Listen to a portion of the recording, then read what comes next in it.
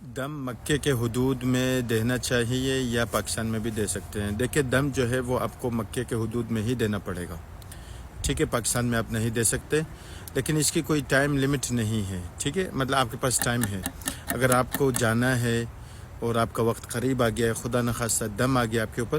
تو کوئی مسئلہ نہیں ہے، آپ جائیں، کسی کو آپ وکیل بنائیں، آپ کا کوئی جاننے والا دوست یار وغیرہ کوئی بھی ہوگا، اب ان کو پیسہ دیں اور وہ آپ کے بدلے جو ہے وہ دم کرے،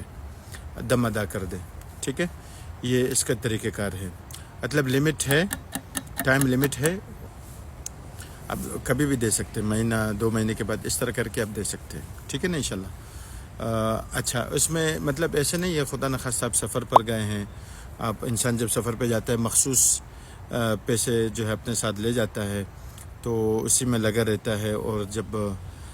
خدا نخواستہ ایک اضافی اس کے اوپر جب خرچہ آ جاتا ہے تو پریشان ہوتا ہے، ایسا اپنے آپ کو پریشان کرنے کی ضرورت نہیں ہے، مطلب آپ کے پاس ٹائم ہے،